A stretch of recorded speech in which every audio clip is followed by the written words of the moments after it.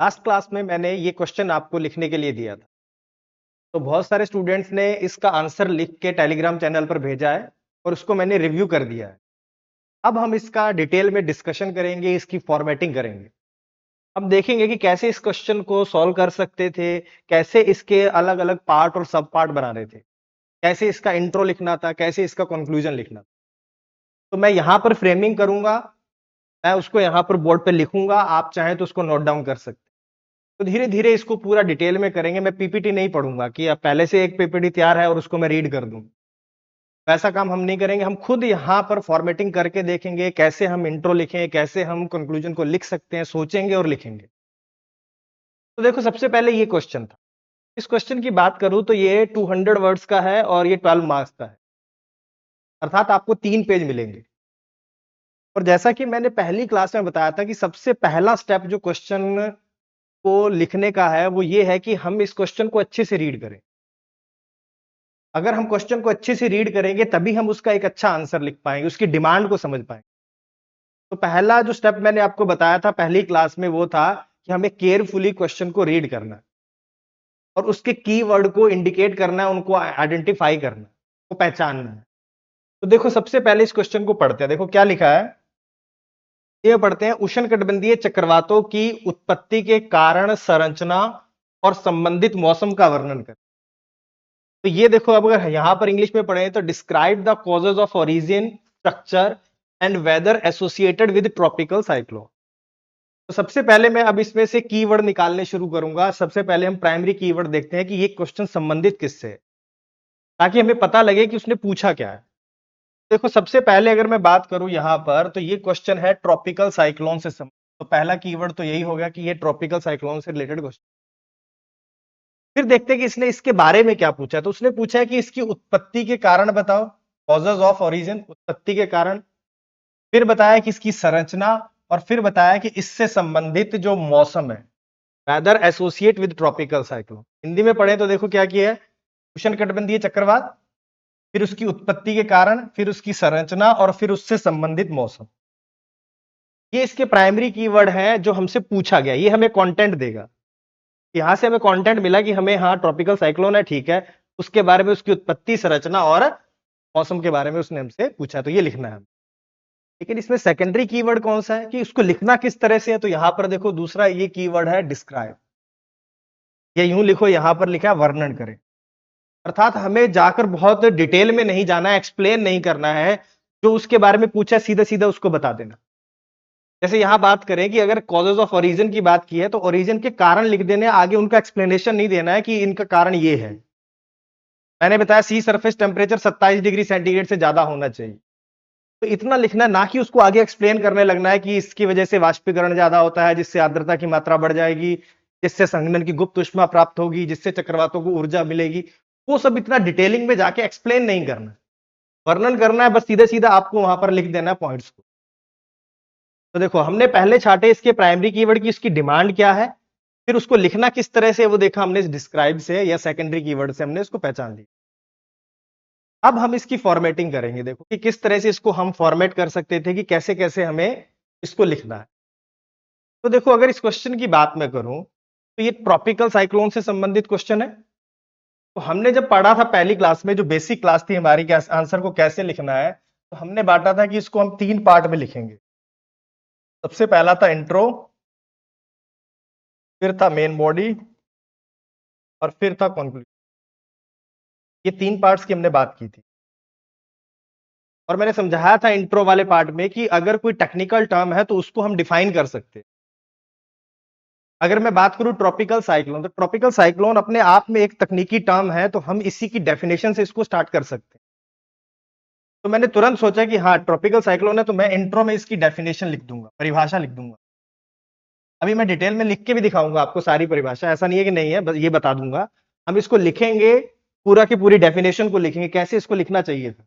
लेकिन पहले एक मोटा मोटा फॉर्मेटिंग करें वहां पर एग्जाम में, कि क्वेश्चन अगर पूछा है तो उसमें हमें इंट्रो में लिखना क्या है। तो सबसे पहले हम इसकी डेफिनेशन लिखेंगे, फिर आते हैं मेन बॉडी में। और मेन बॉडी में मैंने आपको बताया था कि क्वेश्चन को पार्ट्स और सब पार्ट्स में डिवाइड करना है। तो इसके 3 पार्ट है। मेन बॉडी के हमने मुख्य रूप से 3 पार्ट थे। एक तो इसकी उत्पत्ति के कारण लिखना था, मैंने यहां लिख दिया उत्पत्ति के कारण पहला। दूसरा उसने हमसे पूछा है कि उसकी संरचना के बारे में बताएं। दूसरा पार्ट हो गया इसका संरचना, और तीसरा पार्ट उसने पूछा है कि इससे संबंधित मौसम। तो इसके 3 सब पार्ट हो गए देखो मेन बॉडी के। अब जब मैंने ये सोचा तो उसके बाद मैं क्या सोचूंगा कि उत्पत्ति के भी तो आगे आगे पार्ट होंगे। उत्पत्ति के कई सारे क्या है, कारण है। तो अब इसको मैं सब पार्ट्स में डिवाइड करूंगा, इसके भी सब पार्ट होंगे। जैसे एसएसटी जो होता है, सी सरफेस टेम्परेचर, सागर तल का टेम्परेचर 27 डिग्री से ज्यादा होना, आईटीसीजेड का होना, कोरियोलिस फोर्स का होना, ठीक है, वर्टिकल विंड शेयर का, लंबवत वायु कर्तन का मिनिमम होना, ये सब अभी आगे मैं लिखाऊंगा। ठीक है, ऊपरी वायुमंडल, ऊपरी क्षोभ मंडल में डाइवर्जेंस होना, ये सब इसकी क्या है आगे कंडीशन है, मैंने तुरंत इनको लगा ली। तो मैंने इस पार्ट पहले इन पार्ट्स में बांटा, फिर आगे सब पार्ट्स में बांट दिया। फिर मैं सोचूंगा अच्छा संरचना, संरचना के बारे में मैंने पढ़ा है 2 प्रकार की होती है, एक तो होती है क्षैतिज संरचना और दूसरी होती है ऊर्ध्वाधर संरचना। तुरंत आ गया क्योंकि पढ़ा है हमने क्लासरूम में ये कि संरचना 2 तरह की होती है, एक क्षैतिज होती है और एक ऊर्ध्वाधर। अब इनको भी आगे सब पार्ट में बांटेंगे कि ऊर्ध्वाधर संरचना के भी कई सारे पार्ट होते हैं। एक अभिसरण क्षेत्र होता है, एक मध्यवर्ती क्षेत्र होता है, ऊपर जाके अपसरण क्षेत्र होता है। क्षैतिज संरचना को भी सब पार्ट्स में बांटेंगे। क्षैतिज संरचना के कई पार्ट हैं, जैसे आई, फिर आई वॉल, फिर स्पाइरल रेन बैंड, फिर एनुलर जोन, 4 मुख्य पार्ट उसके भी होते हैं। आगे फिर ये सब पार्ट्स में डिवाइड हो जाएगा। रिकॉल करेंगे जो पढ़ा है उसको जोड़ते जाएंगे। फिर आएगा संबंधित मौसम।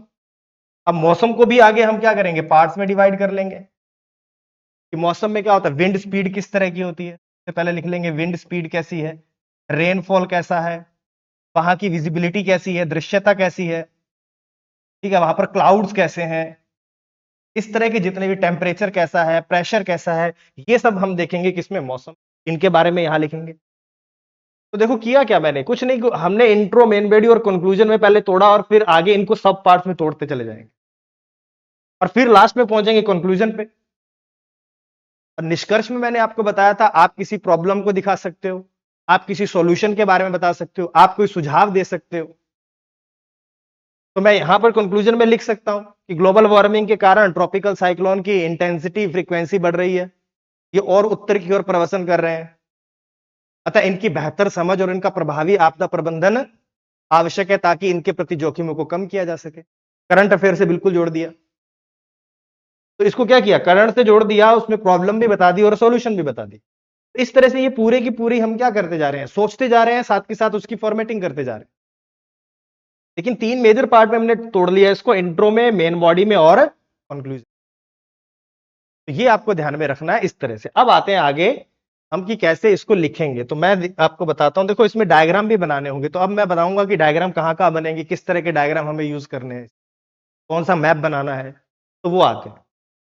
तो देखो सबसे पहले अगर मैं यहां हूं तो सबसे पहले मैंने लिखा था इंट्रो। और इंट्रो की मैंने बात की थी, ये बहुत ही टारगेटेड होना चाहिए, कंसाइज होना चाहिए, बहुत ज्यादा बड़ा नहीं होना चाहिए, 2-3 लाइन में ये खत्म हो जाना चाहिए। 10% का रूल मैंने दिया था, लगभग 10% के आसपास होना।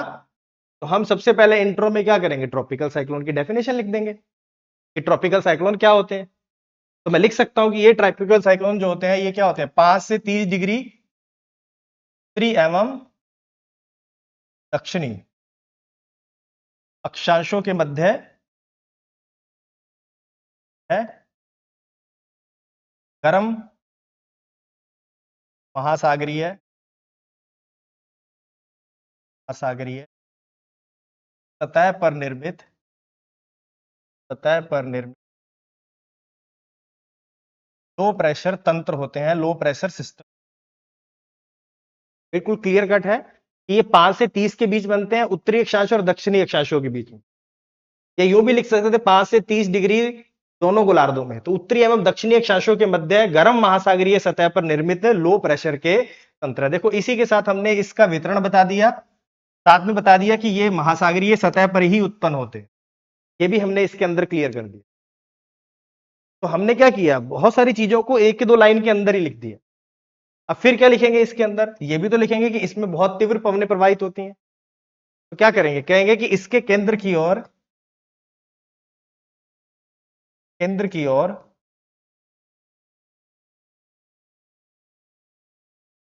तीव्र पवनें घूर्णन करती हुई प्रवाहित होती। करती हुई प्रवाहित होती।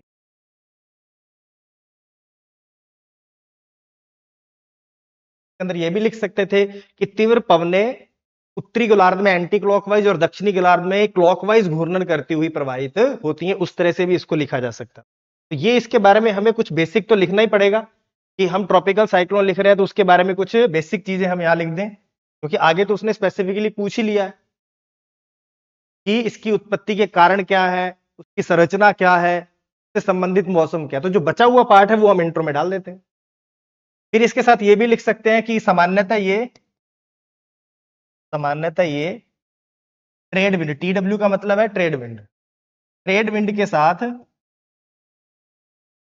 पूर्व से पश्चिम दिशा में से पश्चिम प्रवाहित होते हैं। ये इसका इंट्रो हो जाएगा। देखो कैसे, अगर मैं यहां पर डायग्राम बताऊं आपको समझा दूं कि ये कैसे कहां कहां बनते हैं। तो अगर ये मान लो आपका ग्लोब है, ये 0 है, मान लो यहां पर 3 और ये,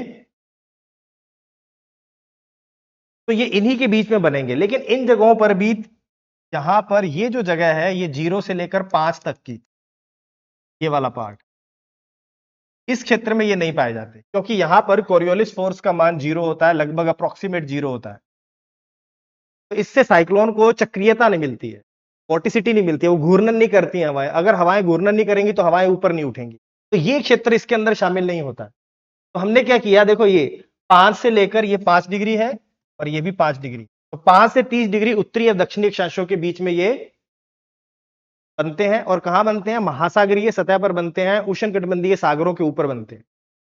तो ये हमने इसके इंट्रो में पहले लिख दिया। और इसी क्षेत्र में देखो ट्रेड विंड प्रवाहित होती है, यहां पर हाई प्रेशर है, यहां पर हाई प्रेशर है। तो यहां से जब ये ट्रेड विंड प्रवाहित होती है तो सामान्यतः उत्तरी गोलार्ध में देखो ये पूर्व से किधर जाएंगी, पश्चिम, ये ईस्ट है और ये वेस्ट है। तो इनके साथ ये पूर्व से पश्चिम दिशा की ओर प्रवाहित होते हैं सामान्य रूप से। तो ये हमने इसके इंट्रो में पहले ही डाल दिया, देखो यहां पर ये लिख दिया हमने यहां पर। अब सीधा हमें क्या करना, मेन बॉडी पर आ जाना है, क्योंकि लंबा क्वेश्चन है, उसने कई सारी चीजें पूछी। तो हम सीधा क्या करेंगे, मेन बॉडी पे पहुंचेंगे और वहां पर अब लिखना शुरू करेंगे उत्पत्ति के कारण। जो सीधा सीधा वहीं से स्टार्ट करते हैं, उत्पत्ति के कारण। सबसे पहला कारण ये क्या होगा, यहां पर एस एस टी का मतलब सी सरफेस टेम्परेचर, सागरीय तल का जो तापमान है वो 27 डिग्री से ज्यादा होना चाहिए, ये इसकी कंडीशन है। तो ये हमें उसने सिर्फ इतना ही पूछा कि उत्पत्ति के कारण लिखो, डिस्क्राइब लिखा, तो इसको इस तरह से भी लिखा जा सकता था। लेकिन मैं समझाने के लिए आगे बता देता हूं कि जब टेम्परेचर इससे ज्यादा होता है तो महासागरीय सतह पर वाष्पीकरण की दर बढ़ जाती है, क्योंकि टेम्परेचर ज्यादा है तो इवेपोरेशन ज्यादा होगा। और अगर इवेपोरेशन जाता है तो वायु में आर्द्रता की मात्रा ज्यादा होगी, आर्द्रता ज्यादा होगी, मॉइस्चर का कंटेंट ज्यादा होगा, ह्यूमिडिटी ज्यादा होगी एयर में। और ऐसी जो वायु होगी, ऐसी एयर का अगर उत्थान होगा, इसका उत्थान होगा, उस प्रोसेस से संघनन होगा। इस तरह की जो वायु है वो जब ऊपर उठेगी तो उसमें क्या होगा, कंडेंसेशन होगा। और जब कंडेंसेशन होगा तो कंडेंसेशन की हीट रिलीज होती है, संघनन की गुप्त लेटेंट हीट जो रिलीज होगी, संघनन की गुप्त ऊष्मा रिलीज होती है, जो चक्रवात को ऊर्जा प्रदान करती है, चक्रवात को ऊर्जा उपलब्ध कराती है।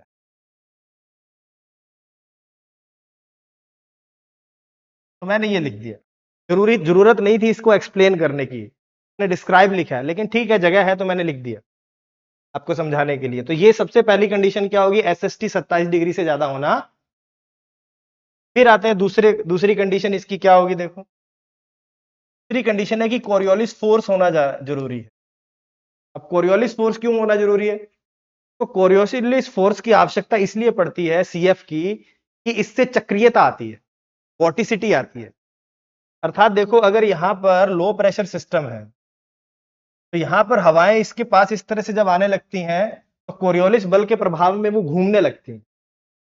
जब घूमने लगेंगी तो वो इस सेंटर तक नहीं आएंगी, इससे आने से पहले ऐसे घूमती हुई ऊपर की ओर जाने लगती है। तो इसमें इस तरह का जो घूर्णन आना है चक्रवात में, वो किसकी वजह से आएगा, कोरियोलिस फोर्स की वजह से आएगा। आपने इस तरह का एक डायग्राम बनाया होगा रहेगा कि जिसमें आपने पढ़ा होगा इस तरह लो प्रेशर है सेंटर में और चारों तरफ ये हाई प्रेशर।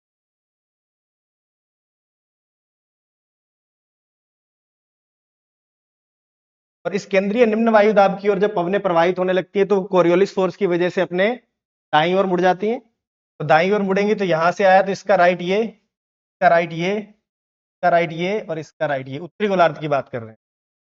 तो देखो ये हवाएं इस सेंटर तक नहीं पहुंचेंगी, इससे पहले ही ऐसे घूमने लगेंगी और घूमती हुई धीरे धीरे ऊपर उठना शुरू कर देती हैं। और जब ये ऊपर उठेंगी तो धरातल पर हमेशा लो प्रेशर बना रहे, क्योंकि इन हवाओं का ऊपर उठना बहुत जरूरी है। तो ये वोर्टिसिटी जो आती है उनमें जो घूर्णन आता है वो कोरियोलिस फोर्स की वजह से आता है। तो ये जरूरी है। तो ये किसके लिए आवश्यक है? ये चक्रीयता के लिए या वोर्टिसिटी के लिए जरूरी है। फिर बात करते हैं इसके बाद जो तीसरा इसका कारण है हमारा,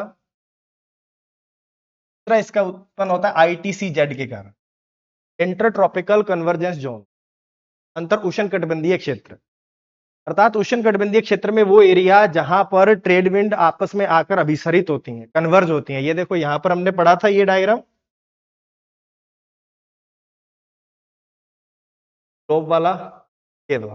देखो यहां पर ट्रेड विंड चली इस डायरेक्शन से, यहां पर भी ट्रेड विंड चले और जहां पर ये आकर मिलती हैं उस जोन को हम बोलते हैं ITC-Z, ये वाला, जहां पर ये ट्रेड विंड आपस में आके मिलती है। और ये वो इलाका होता है जहां पर टेम्परेचर ज्यादा है, टेम्परेचर ज्यादा होने की वजह से यहां पर कन्वेक्शन होता है, संवहन होता है, और यहां पर लो प्रेशर होता है। और फिर यहां पर जब ट्रेड विंड इस लो प्रेशर की ओर चलती हैं तो वो भी आपस में कन्वर्ज होती हैं और हवाएं ऊपर की ओर उठना शुरू कर देती हैं, जिससे लो प्रेशर और इंटेंस हो जाता है। और हमने अभी क्या पढ़ा था? हमने ये पढ़ा था कि जो ट्रॉपिकल साइक्लोन जो होता है वो लो प्रेशर का सिस्टम होता है। इसको बनने के लिए लो प्रेशर चाहिए, एक तो महासागरीय सतह चाहिए, दूसरा इसको लो प्रेशर चाहिए। अब जो ITC-Z है इसमें ऑलरेडी लो प्रेशर है, पढ़ा था इंटरट्रॉपिकल कन्वर्जेंस जोन में क्या है, ये यहाँ पर टेम्परेचर ज्यादा है, प्रेशर वायुदाब बहुत कम होता है, यहाँ पर हवाएं यहाँ ऊपर उठ रही होती हैं, कन्वेक्शन पहले से चल रहा है। तो अगर सबसे कोई अनुकूल परिस्थिति होगी ट्रॉपिकल साइक्लोन बनने की तो वो कहाँ होगी? ITC-Z, जहां पर पहले से वो सभी कंडीशन मौजूद है जो ट्रॉपिकल साइक्लोन को बनने के लिए चाहिए। उसे टेम्परेचर ज्यादा चाहिए, लो प्रेशर चाहिए, वहां कन्वेक्शन हो रहा हो, वो सब यहाँ है। ट्रेड विंड आपस में मिल रही है, वो भी क्या कर रही है? मिलकर ऊपर की ओर उठ रही है, वहां पर इंस्टेबिलिटी की कंडीशन है, अस्थिरता की कंडीशन है, क्योंकि दोनों के तापमान में अंतर है तो गर्म वायु ऊपर की ओर उठेगी।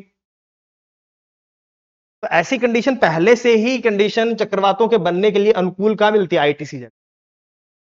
और वहां पर कोई पहले से कोई छोटा मोटा भंवरा पहले से मौजूद हो, वोर्टाइस पहले से मौजूद हो जो घूर्णन कर रहा हो। जैसे आपने धरातल पर कई बार देखा हो, गांवों में देखा होगा, हवाएं ऐसे घूम रही होती हैं, मिट्टी का से भंवरा सा बना होता है, वो ऐसे घूम रहा होता है। तो ऐसी कोई कंडीशन छोटा मोटा भंवरा अगर इस ITC-Z में पहले से मिल जाए तो वो धीरे धीरे क्या करेगा?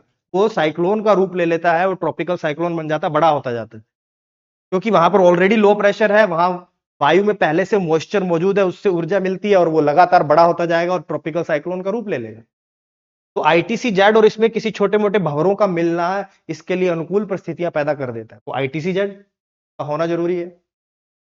फिर जो कंडीशन आती है चौथी, यहां पर वर्टिकल विंड शेयर बहुत कम होना चाहिए, जिसे हिंदी में बोलते हैं लंबवत वायु कर्तन,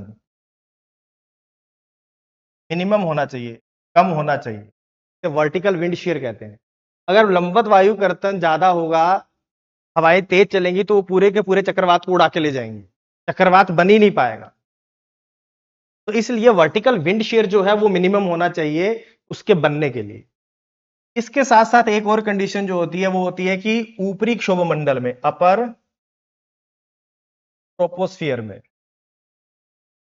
ऊपरी क्षोभ मंडल में मतलब धरातल पर नहीं, ऊपरी भाग में, तो अपर ट्रोपोस्फियर में डाइवर्जेंस होना जरूरी है।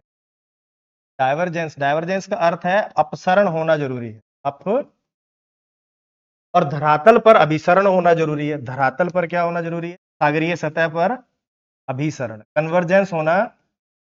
अभिसरण का मतलब हवाएं लगातार उसकी तरफ आती रहे। अगर हवाएं आएंगी नहीं तो हवाएं ऊपर भी तो नहीं उठेंगी, यहाँ पर आके हवाएं मर्ज हो रही हैं और कोरियोलिस बल के प्रभाव में से घूमती हुई ऊपर उठने लगती हैं। ऊपर उठेंगी तो संघनन होगा, संघनन होगा तो चक्रवात को ऊर्जा मिलेगी। अगर ये हवाएं मॉइस्ट जो एयर है, यहाँ से जो आर्द्र पवनें जो आ रही हैं वे कम आएंगी तो इनका उत्थान भी कम होगा, इनका उत्थान कम होगा तो चक्रवात को ऊर्जा भी कम मिलेगी। तो धरातल पर अभिसरण जरूरी है और ऊपर अपसरण भी जरूरी है। वहां पर अगर डाइवर्जेंस ही नहीं होगा तो ये लो प्रेशर मेंटेन कैसे होगा धरातल वाला? तो हवाएं ऊपर जो जा रही है उठ उठ के वो क्या करें, साइडों में जाएंगी, तभी नीचे लो प्रेशर सस्टेन करेगा, वो बना रहेगा। चक्रवात को बने रहने के लिए ऊपरी वायुमंडल में, ऊपरी क्षोभ मंडल में अपसरण और धरातल पर अभिसरण होना, ये कंडीशन थी उसकी सारी की सारी जो हमें लिखनी थी उसके अंदर। तो सीधे सीधे यही पूछा था तो ये हम लिख देते। तो 5 कंडीशन थी सीधी सीधी। एक तो था सी सरफेस टेम्परेचर कितना होना चाहिए, 27 से ज्यादा, अर्थात ये सागरों पर बनते हैं। दूसरा मैंने लिखा कोरियोलिस फोर्स होना चाहिए। तीसरा हमने लिखा कि यहाँ पर ITCZ होना चाहिए। चौथा हमने लिखा कि वर्टिकल विंड शेयर जो है वो मिनिमम होना चाहिए। और फिर लिखा कि अपर ट्रोपोस्फियर में डाइवर्जेंस होना चाहिए और धरातल पर कन्वर्जेंस होना चाहिए, अभिसरण होना चाहिए। ये चीजें थी इसके अंदर, ये इसकी कंडीशंस। अब ये लिखने के बाद हम क्या कर सकते थे, यहां पर एक डायग्राम बना सकते हैं बढ़िया सा। क्योंकि देखो ये इतना सा लिखने में, देखो यहाँ ये पूरा एक पेज था आपका इस तरह से। इस क्षेत्र में तो हमने क्या किया, मान लो ये 3 या 4 लाइन में, 3 लाइन में हमारी डेफिनेशन आ गई। उसके बाद ये 4-5 लाइन में हम क्या कर देंगे, इसकी उत्पत्ति के कारणों को लिख देंगे। लेकिन फिर भी नीचे कुछ स्पेस बचेगा, तो वहां पर एक छोटा वर्ल्ड का मैप बना सकते हैं और इन साइक्लोन के डिस्ट्रीब्यूशन को बता सकते हैं। तो मैप को बनाना भी कोई बड़ा मुश्किल काम नहीं है, तुरंत से जल्दी वाला मैप बना लेना। बहुत एग्जैक्ट सही होना जरूरी नहीं है, बस ठीक ठाक अगर मैप बना लोगे तो आपका काम चल जाएगा।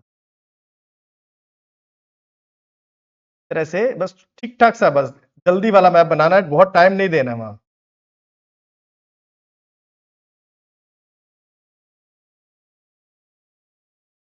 आप बहुत ज्यादा टाइम दोगे तो समय लग जाएगा, लेकिन अगर ठीक ठाक मैप बन जाएगा तो मोर देन इनफ है। आपको सिर्फ इसका वितरण बताना है।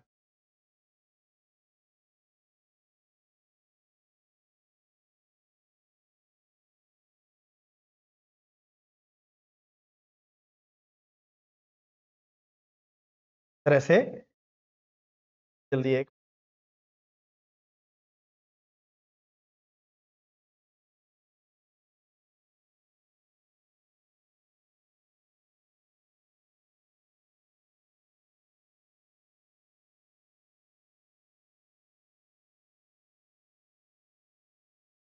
तक बन जाएगा।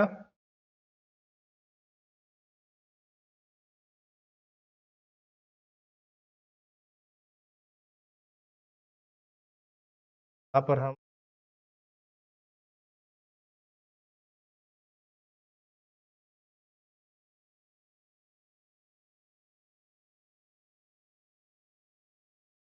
ऐसे काम चल जाएगा। देखो अब इसके वितरण क्षेत्र को हमें बताना है कि ये कहाँ कहाँ इसका डिस्ट्रीब्यूट। देखो एक तो हम यहाँ बंगाल की खाड़ी में बता सकते हैं, यूं एरो लगा लगा के इस क्षेत्र में इसका निर्माण होता है, ये वाला। और यहाँ पर अरब सागर में भी आते हैं, डायरेक्शन में जाते हैं। यहाँ पर मेडागास्कर भी बनाना पड़ेगा थोड़ा सा। तो ये पूरा का पूरा जो जोन है ये ट्रॉपिकल, याद रखना ये जीरो के पास नहीं बनाना है। और इधर देखो यहाँ पर जापान वगैरह है। इस तरफ आप क्या करो, यहाँ पर बस ऐसे बना दो, मार्क कर दो कि इस इलाके में भी बनता है, जीरो के पास नहीं। यहाँ पर यूं, इन इलाकों में यूं, यहाँ पर इस तरह। इसके बाद अगर आओगे तो इस इलाके में भी बनता है, मैक्सिको की खाड़ी, कैरिबियन सी वाले इलाके में। यहाँ पर इस तरह से बना सकते हैं और इस इलाके में भी थोड़ा बहुत बनता है, यहाँ पर यूं। तो यहाँ पर देखो इनको नाम भी लिख सकते हो साथ के साथ। यहाँ पर इनको लोकल लैंग्वेज में क्या कहा जाता है, आप यहाँ पर साइक्लोन कहते हो, यहाँ पर हरिकेन कहते हैं, यहाँ पर टाइफून कहते हैं। टी लिख सकते हैं, यहाँ पर इनको सी लिख सकते हैं, यहाँ पर इनको एच लिख सकते हैं, ये हरिकेन। इसके अलावा ये मेडागास्कर की साइड में यहाँ पर भी बनते हैं, ऑस्ट्रेलिया के इस पार्ट में बनते हैं, यहाँ पर इस क्षेत्र, यहाँ पर इसके उत्तरी और उत्तरी पूर्वी भाग में। यहाँ पर इनको विली विलीज कहते हैं, WW। तो इस तरह से हम इसका क्या कर सकते हैं, डिस्ट्रीब्यूशन बता सकते हैं। और हमने बता दिया कि ये किन क्षेत्रों में बनते हैं। तो ये हो गया। देखो यहाँ पर एक क्वेश्चन आया था यार यूपीएससी में कि यहाँ पर ये अटलांटिक में, दक्षिणी अटलांटिक में नहीं बनते हैं, और यहाँ पर स्पेसिफिक में भी इस क्षेत्र में नहीं बनते। इसका रीजन था कि यहाँ पानी ठंडा होता है और ITCZ ज्यादा दक्षिण की ओर मूव नहीं करता। यूपीएससी प्रीलिम्स में ये क्वेश्चन आया था। तो आप इस तरह से इसका क्या कर सकते हो, एक वर्ल्ड मैप बना के उसका डिस्ट्रीब्यूशन बता सकते हो कि किन क्षेत्रों में इनका डिस्ट्रीब्यूशन है, प्लस इनके स्थानीय नामों को भी यहाँ बता सकते हो। इससे क्या होगा, आपके लिखने की जगह बच जाएगी। और ज्योग्राफी का रूल है पर पेज एक डायग्राम। इसके बाद देखो, इसके बाद हम पहुंचेंगे अब संरचना वाले भाग में। उसके बाद उसने पूछी है संरचना।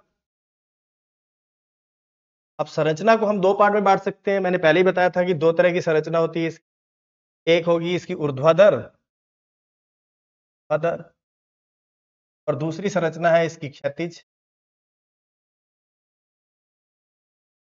अब ऊर्ध्वाधर संरचना के अंदर हमने पढ़ा था कि यहां पर ऊर्ध्वाधर संरचना में सबसे पहले धरातल के पास अभिसरण क्षेत्र होता है।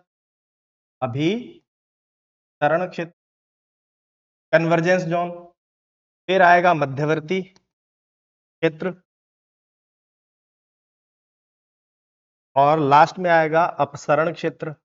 अपसरण क्षेत्र ये होता है 0 से लेकर 2 किलोमीटर।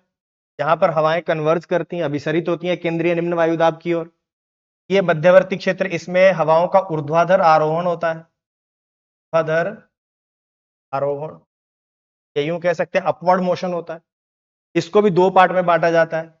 एक इसको कहते हैं संवहन क्षेत्र, और दूसरा होता है इसके अंदर संघनन क्षेत्र। दो तरह के क्षेत्र होते हैं इसके अंदर। डायग्राम बनाऊंगा तो उसमें इसके अलावा अपसरण क्षेत्र जो होता है, ये होता है 2 से लेकर 10 किलोमीटर का इलाका। और ये 10 से लेकर 14 किलोमीटर 15 किलोमीटर तक का इलाका ये होता है, यहां पर हवाओं का बहिर्वर्ती प्रवाह होता है। बहिर्वर्ती प्रवाह, आउटवर्ड मोशन होता है, यूं बाहर की ओर जाती है। अभी डायग्राम बनाएंगे उसमें क्लियर हो जाएगा। अब अगर क्षैतिज संरचना की बात करोगे तो यहां पर सबसे पहला होता है चक्रवात की आंख, जिसे आप आई कहते हो। लिख दे रहा हूं चक्रवात की आंख। इसके अंदर लिखना होगा कि यहाँ का टेम्परेचर ज्यादा होता है, प्रेशर यहाँ का कम होता है। इसके अलावा यहाँ पर शांत वायुमंडलीय दशाएं होती हैं। शांत वायुमंडलीय दशाएं होती हैं। यहाँ पर वर्षा, ये वर्षा रहित क्षेत्र है, क्षेत्र है। फिर दूसरा आता है आई वॉल, आप चक्रवात की आंख चक्रवात की दीवार कहते हो। ये चक्रवात की आंख, ये चक्रवात की दीवार। इस क्षेत्र में हवाएं क्या होती हैं, विंड की स्पीड क्या होती है, विंड बहुत ज्यादा होती है। ये भारी वर्षा का क्षेत्र है। भारी वर्षा का, सर्वाधिक वर्षा इसी क्षेत्र में होती है। यहाँ पर मेनली बादल जो मिलते हैं वो होते हैं कपासी वर्षा। ये इसका तीसरा जो आप पढ़ते हो वो होता है spiral rain bands. Spiral bands, तो इससे आगे का क्षेत्र होता है, इसे आप सर्पिलाकार वर्षण पेटी कहते हो। स्पायरल रेन बैंड या सर्पिल वर्षण पट्टी सीधा कह दिया जाता है, तो इसमें होता है। यहाँ पर भी, ये भी क्या है, वर्षा का क्षेत्र है, लेकिन कंपैरेटिवली आई वॉल के यहाँ पर वर्षा कम होती है। इसमें कई सारे बैंड मिलते हैं। तो ये वाला हो गया। यहाँ पर भी कपासी और कपासी वर्षा मेघ मिलते हैं, क्यूमुलोनिम्बस क्लाउड मिलते हैं। और चौथा होता है एनुलर जोन, वलयाकार क्षेत्र। यहाँ पर जो डाइवर्जेंस ऊपर हो रहा था, ये हवाएं वापस जाके जब नीचे बैठेंगी, वहां वो जो क्षेत्र होता है वो एनुलर जोन होता है। अभी डायग्राम बनाएंगे तो ये यहाँ पर ये हाई प्रेशर का जोन है, जो सबसे बाहर की ओर क्षेत्र होता है, वहां से हवाएं अंदर की ओर वापस आने। इस तरह से ये दो ऊर्ध्वाधर और क्षैतिज संरचना को हमें बनाना था। अब इसका आपको डायग्राम बनाना पड़ेगा। तो अगर डायग्राम बनाओगे, भी हम दूसरे पेज पे हैं, पहले पेज पे वो सब किया, दूसरे पेज पे आधे पेज में ये हो गया, आधे पेज में बचे हुए में आप क्या कर दो, डायग्राम बना दोगे। और डायग्राम इसका क्या, बहुत ही आसान है। ये सागरीय सतह बना लो, और यहाँ पर बीचों बीच आप लो प्रेशर लिख लो। अब इसकी तरफ हवाओं को प्रवाहित करा दो।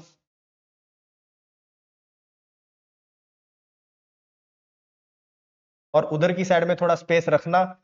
आपको लिखना होगा कि वर्टिकल स्ट्रक्चर किस तरह से है। तो आप क्या करोगे, यहाँ पर हवाएं केंद्र की ओर आ रही हैं, और जब ये हवाएं केंद्र की ओर आएंगी तो यहाँ पर इनका ऊर्ध्वाधर उत्थान हो जाएगा। ऐसे ये ऊपर उठना स्टार्ट कर देंगे। जब ये ऊपर उठना इस तरह से स्टार्ट करेंगी, भाग में ये जाएंगी, और यहाँ पर इसका ऐसे बाहर प्रवाह हो जाएगा क्षोभ सीमा के पास। और यहाँ पर जाके ये वापस से ऐसे सिंक करने लगेंगी, और यहाँ पर ये ऐसे बैठ, ये भी हवाएं इस तरह से बाहर की ओर जाएंगी, यहाँ पर जाके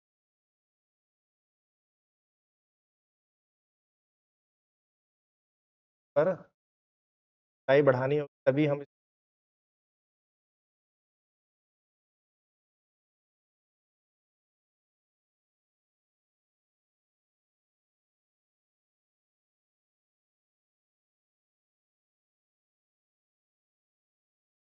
अब क्या होगा, अब हम इसको काटेंगे। यहाँ पर हमने लिख दिया, यहाँ पर हो रहा है अपसरण, डाइवर्जेंस हो रहा है, और ये साइक्लोन की आई है, और इसमें हवाएं फिर से अंदर ऐसे सब्सिडाइज करेंगी, ऐसे नीचे की ओर आएंगी कुछ हवाएं। जो हवाएं ऊपर आ जाए तो यहाँ पर लो प्रेशर है, तो इसकी क्षतिपूर्ति के लिए यहाँ से हवाएं ऐसे सब्सिडाइज करती हैं, इसे एडियाबेटिक हीटिंग कहते हैं, गर्म होने लगती हैं, इसीलिए आई का टेम्परेचर आसपास के कंपैरेटिवली ज्यादा होता है। ये यूपीएससी में भी क्वेश्चन आया प्रीलिम्स में, से पूछा है कि आई का टेम्परेचर आसपास के क्षेत्र की तुलना में 10 डिग्री कम होता है, लेकिन यहाँ पर देखो टेम्परेचर क्या होगा, आसपास के कंपैरेटिवली ज्यादा होगा। यूपीएससी में क्वेश्चन आया प्रीलिम्स में। तो ये पूरा का पूरा आपकी संरचना बन गई, और यहां पर जो हवाएं इस तरह से ऊपर उठे,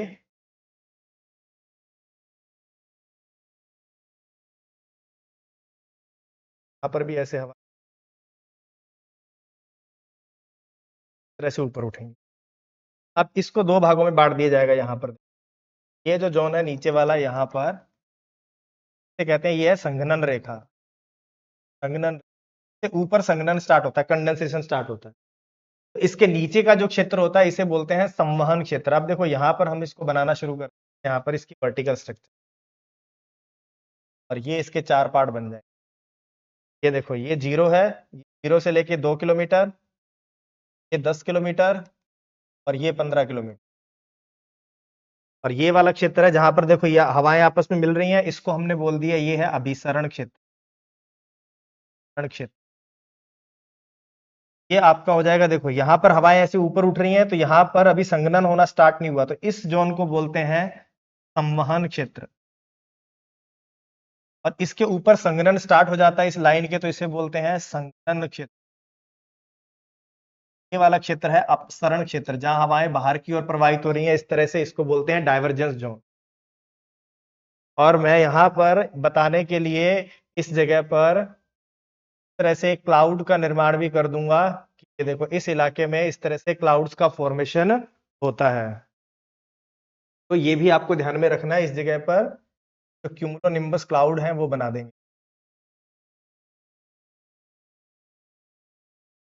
यहाँ पर इनसे वर्षा होगी।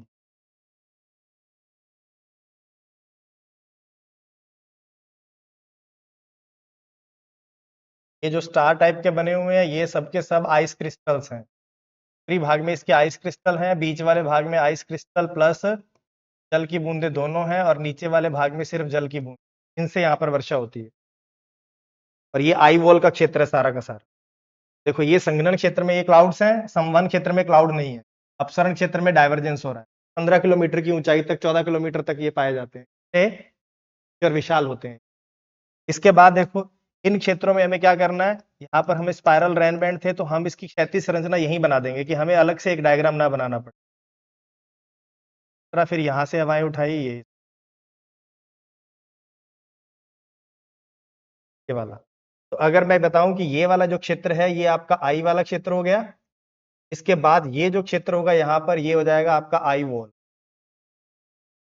और इसके बाद यहां तक का जो क्षेत्र है ये है spiral rain band, spiral rain. और ये जो जहां पर ये हवाएं ऐसे आके बैठ रही हैं, ये पूरा का पूरा क्षेत्र है जो इसके बाद का, तो बोल देंगे एनुलर। इस तरह से देखो यहाँ पर ये क्षैतिज संरचना बना दी, और यहाँ पर मैंने वर्टिकल स्ट्रक्चर बना दी। तो मैं यहाँ लिख सकता हूँ ये क्षैतिज संरचना है, इधर लिख देंगे ये ऊपर की साइड में ऊर्ध्वाधर संरचना है। तो मैं यहाँ पर इसको अगर चाहूं तो छोटा कर दूं थोड़ा सा। अगर मैं यहाँ पर लिख दूं तो ये कैसी संरचना है, ये है क्षैतिज संरचना। और मैं यहाँ से यहाँ ले जाऊं तो ये वाली है अधर संरचना, या मैं यहाँ पर ऊपर भी लिख सकता था कि ये ऊर्ध्वाधर संरचना। इस तरह से एक ही डायग्राम में हम दोनों बना सकते हैं, या अलग अलग बनाना है तो ये बना दो, और दूसरे वाले में फिर ये वाला डायग्राम बन जाएगा। इसमें आप सेंटर में बना दोगे ये आई है, के चारों तरफ दूसरा क्षेत्र जो होगा ये आई वॉल हो जाएगा, फिर इसके चारों तरफ एक और जाएगा स्पाइरल रेन बैंड्स, के चारों तरफ बन जाएगा एनुलर। तरह से आप बना सकते हैं। तो ये दो तरीके से बनाया जा सकता था, या तो इस तरह से या इसी डायग्राम पर आप एक साथ बना सकते हो, और ये स्पाइरल रेन बैंड दिख जाएंगे, ये आई वॉल दिख जाएगा। और लिख सकते हो यहाँ पर चाहिए चाहो तो यहीं लिख दो शांत क्षेत्र, ये मैक्सिमम रेनफॉल, मैक्सिमम यहाँ पर आप देख सकते हो, क्योंकि जगह बहुत है आपके पास, पूरा का पूरा आधा पेज इसी के लिए खाली है। तो आराम से इसको बनाओ बड़ा सा करके कि एग्जामिनर को दिखे कि हाँ आपको डायग्राम भी आता है। तो ये इस तरह से इसको किया जा सकता है। तो ये हो गई आपकी क्षैतिज संरचना और ऊर्ध्वाधर संरचना। अब वो बात कर रहा है मौसम की, तो कह रहा है कि ट्रॉपिकल साइक्लोन से संबंधित मौसम, से संबंधित मौसम। तो मौसम की अगर बात करें तो उसको दो तरीके से लिखा जा सकता है। एक तो जो सिंपल वे में आप जीएस में लिख सकते हो, काम चल जाएगा उससे। देखो अगर चक्रवात की बात करें तो सबसे पहले, अगर मौसम का बात करें तो सबसे पहले विंड की बात करें, पवने, तो यहां पर कैसी पवने प्रवाहित होती हैं? तीव्र पवने प्रवाहित, चक्रवात में तीव्र पवने प्रवाहित होती हैं, लेकिन याद रखना, ये जरूर लिखना, लेकिन आंख क्षेत्र, आंख क्षेत्र कैसा होता है? शांत होता है।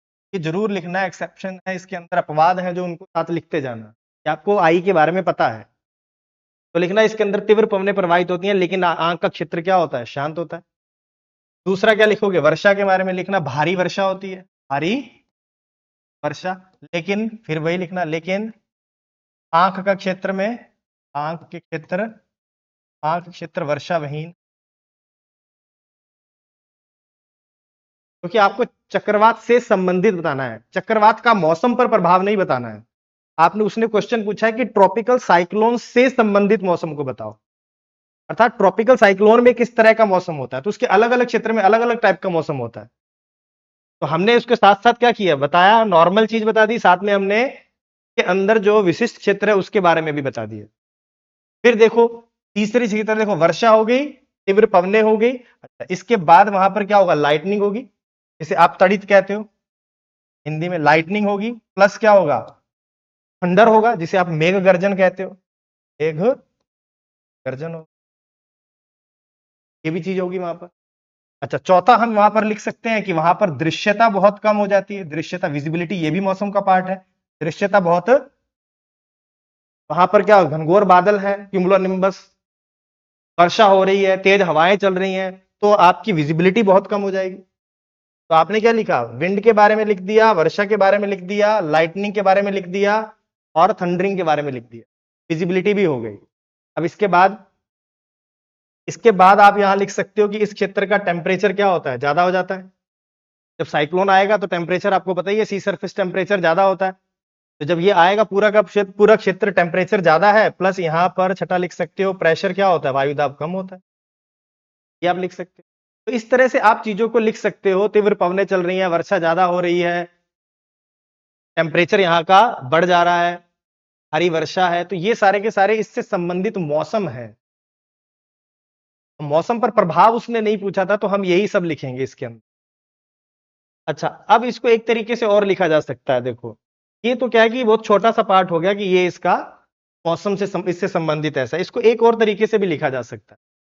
देखो अगर मैं लिखने की बात करूं तो चक्रवात के अलग अलग पार्ट है, तो उसको पार्ट वाइज लिखा जा सकता है। जब साइक्लोन पहुंचेगा तो सबसे पहले उसका अग्रभाग आएगा, फिर साइक्लोन की आई आएगी, चक्रवात की आंख, और फिर उसका पश्च भाग आएगा।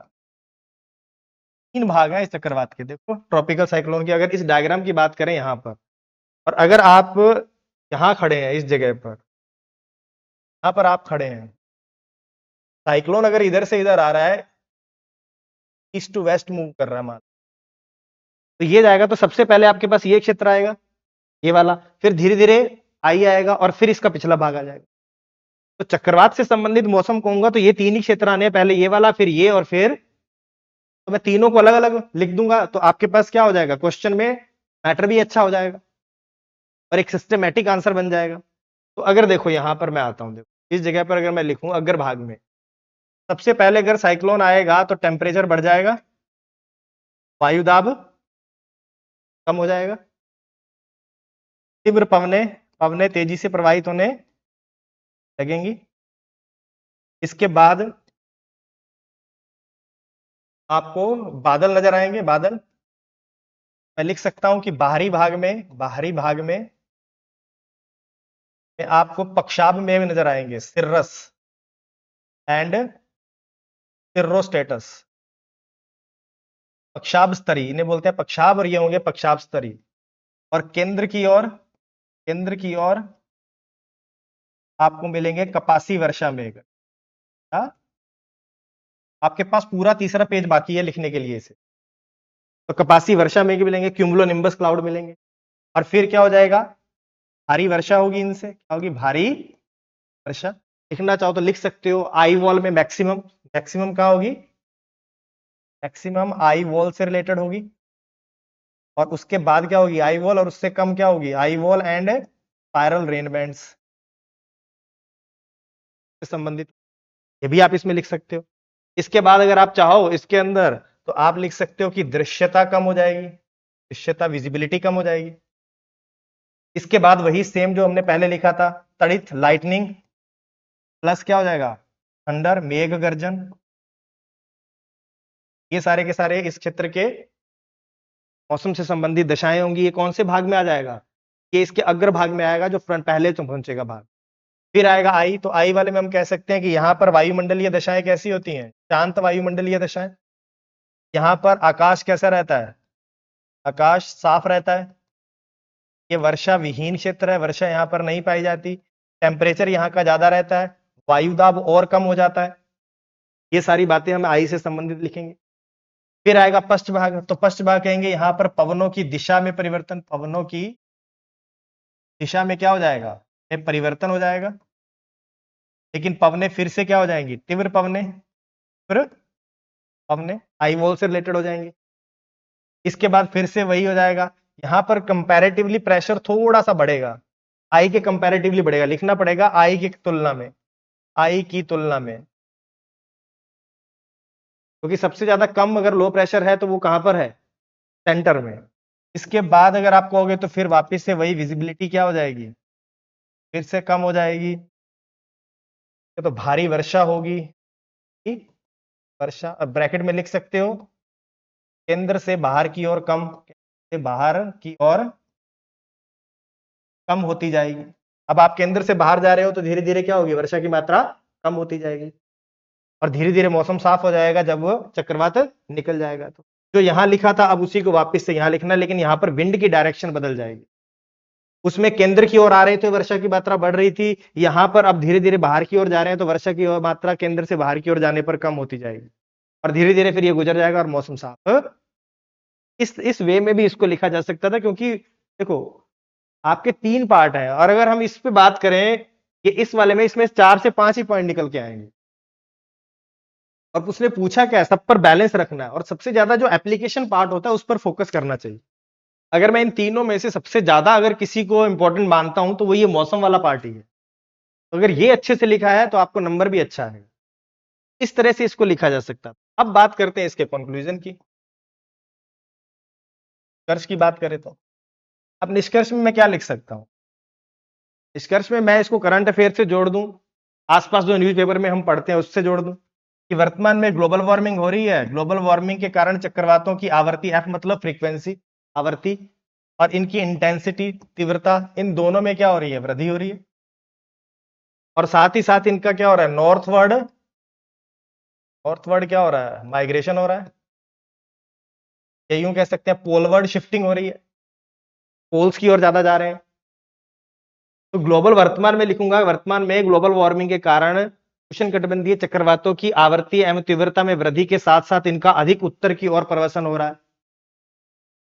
अतः इनकी नवीन प्रवृत्तियों को समझना या इनकी प्रकृति को समझना और इनका प्रभावी आपदा प्रबंधन आवश्यक है, ताकि इनके प्रति जोखिमों को कम किया या इनकी से होने वाली क्षति को कम किया, आर्थिक सामाजिक क्षति को कम किया जा सके, ऐसा भी लिख सकते हैं। तो वो आप पर डिपेंड करता है, लेकिन हम इसको करंट अफेयर से जोड़ सकते हैं कि ग्लोबल वार्मिंग के कारण इनसे कुछ नए इनमें ट्रेंड दिख रहे हैं, उन ट्रेंड्स को समझना जरूरी है, इनका प्रभावी आपदा प्रबंधन करना भी जरूरी है, ताकि हम इनके जो विनाशकारी प्रभाव है उससे हम बच सकें। ये मैंने क्या किया, एक प्रॉब्लम भी बता दी और उसका एक सॉल्यूशन भी बता दिया। तो ये इस तरह से हम इंट्रो को, सॉरी, कंक्लूजन को लिख सकते थे, निष्कर्ष। तो ये आपका पूरा का पूरा फॉर्मेटिंग होगी और आप इसको बना सकते हैं। देखो यही लिखना है हमें। अगर मैं यहां पर आपको बना के नहीं दिखाऊंगा तो आप कैसे बनाएंगे। मैंने पीपीटी पे पढ़ाया, आप भी पीपीटी पे पढ़ के चले गए, खत्म। आप भी पेन चलाएं, मैं भी चलाऊं, फॉर्मेटिंग करेंगे तो चीजें समझ में आएंगी, यहीं पर सब याद हो जाएगा। और इस तरह का क्वेश्चन 2 बार आ गया है। नेक्स्ट क्वेश्चन जो मैं आपको दूंगा वो भी इसी से संबंधित है, दूसरा क्वेश्चन। तो देखो, अगर दोबारा से अगर हम देखें इस पूरे के पूरे को रिवाइज कर लें अगर एक बार सेक्शन को, तो सबसे पहले हमने क्या लिखा? इंट्रो। तो इंट्रो में हमने लिखा ट्रॉपिकल साइक्लोन की डेफिनेशन। जल्दी से इसको रिवाइज कर लेंगे। डेफिनेशन में हमने क्या लिखा कि ट्रॉपिकल साइक्लोन 5 से लेकर 30 डिग्री उत्तरी एवं दक्षिणी अक्षांशों के मध्य बनते हैं। दूसरा लिखा ये गर्म महासागरीय सतह पर बनते हैं। तीसरा लिखा कि इसके केंद्र की ओर तीव्र पवनें घूर्णन करती हुई प्रवाहित होती हैं, उत्तरी गोलार्ध में एंटी क्लॉकवाइज, दक्षिणी गोलार्ध में क्लॉकवाइज। फिर लिखा ये ट्रेड विंड के साथ पूर्व से पश्चिम दिशा की ओर प्रवाहित होते हैं और धरातल पर पहुंच जाते हैं, जहां इनका धीरे धीरे क्षय हो जाता है। ये हमने लिख लिया। फिर हम क्या करेंगे, इसकी मेन बॉडी पे आए। मेन बॉडी पर हमने देखा कि इसके 3 सब पार्ट हैं। 3 कौन कौन से पार्ट हैं? एक तो इसके उत्पत्ति के कारण लिखने थे, उत्पत्ति के कारण। हम उत्पत्ति के कारण पर आए। उत्पत्ति के कारण में हमने 3 कार्य जल्दी से लिखे। सबसे पहला SST कितना था? 27 से ज्यादा। दूसरा था यहाँ पर कोरियोलिस फोर्स होना चाहिए था। तीसरा यहाँ पर होना था ITCZ।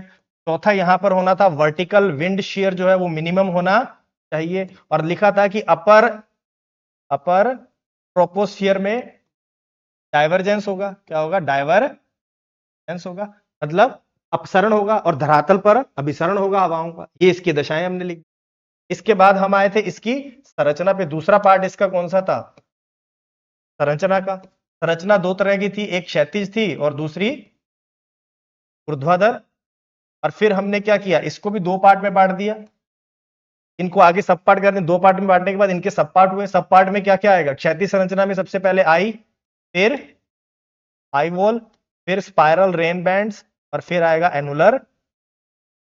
ऊर्ध्वाधर संरचना में हमने 3 तरह के पार्ट किए थे। सबसे नीचे था अभिसरण क्षेत्र 2 किलोमीटर तक का। उसके बाद आएगा ऊर्ध्वाधर क्षेत्र, जहां पर मध्यवर्ती क्षेत्र, जहां पर हवाओं का ऊर्ध्वाधर उत्थान हो रहा था।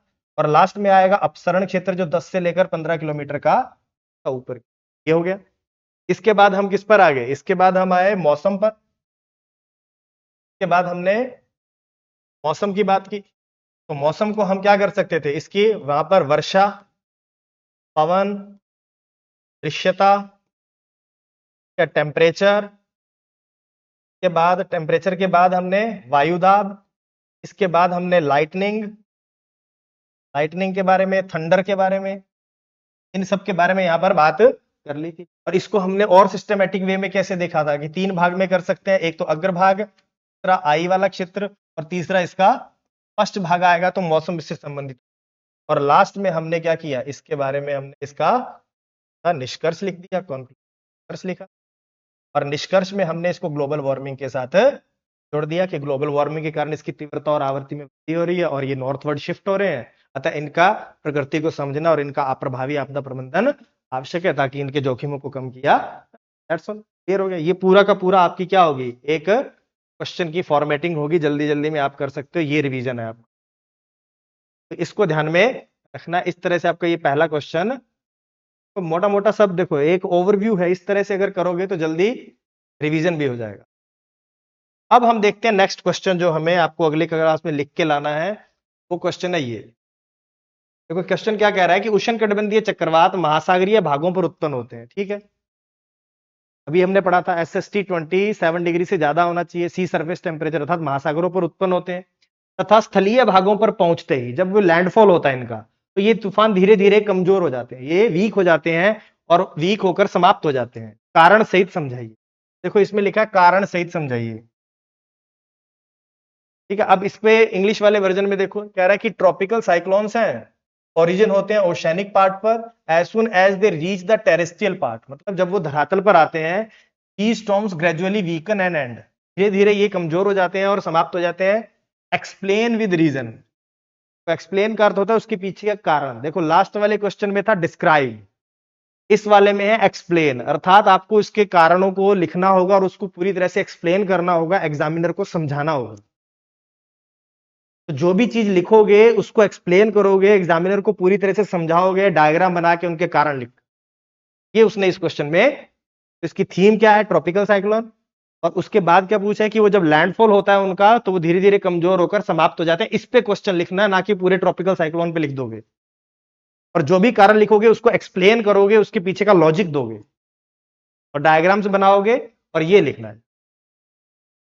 इसको आप नेक्स्ट क्लास में सॉल्व करके लाओगे तो मैं इसका आप टेलीग्राम चैनल पर भेज देना, मैं इसको चेक करके आपको रिव्यू दे दूंगा और फिर हम इसका डिस्कशन करेंगे फॉर्मेटिंग। मिलते हैं नेक्स्ट क्लास।